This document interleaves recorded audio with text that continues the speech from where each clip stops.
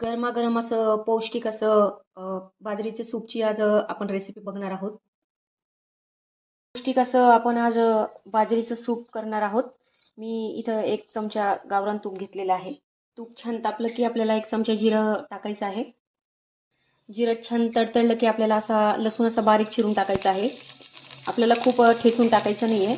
असा टाकल्यावर खूप छान लागतो आणि हे सूप आहे ना, तुम्ही लहान मुलांना पण देऊ शकता किंवा बाळंतिणीला पण देऊ शकतात. कोणी पण पिऊ शकतं. लाल झाले की आपल्याला थोडासा हिंगाचा वापर करायचा आहे. हिंगाने खूप छान टेस्ट येते आणि लसूण असा छान एकदम लालसर होऊ द्यायचा आहे. आणि मी हे सूप 3 जणांसाठी बनवत आहे. त्यामुळे मी इथं 2 चमचे पिठाचा वापर करत आहे. आणि हे बाजरीचं पीठ टाकून असं बारीक गॅसवर 2 ते 3 मिनिटं आपल्याला असं भाजून घ्यायचं आहे यामध्ये. तुम्ही हे आधी पण भाजून घेऊ शकता, पण डबल काम करण्यापेक्षा आपण डायरेक्टच टाकून भाजत आहोत. पीठाचा असं खमंग वास यायला लागला की आपल्याला आता हळूहळू पाणी ॲड करायचं आहे यामध्ये. आपल्याला जिथोळ्या नको पडायला, त्यामुळे आपल्याला थोडंच पाणी टाकत जायचं आहे.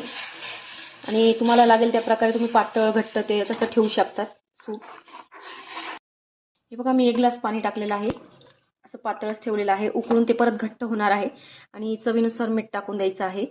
आणि तुम्हाला जर वाटली तर तुम्ही थोडीशी मिरची पण टाकू शकता यामध्ये. पण मी सूपमध्ये मिरची नसते, त्यामुळे मी मिरची नाही टाकत आहे. आणि भरपूर अशी कोथिंबीर टाकत आहे. आणि आपल्याला हे 5-10 मिनिटं छान उकळू द्यायचं आहे. आता बघू शकता तुम्ही 10 मिनिटं झालेली आहे. सूपला गरमागरम सूप आपलं तयार झालेलं आहे.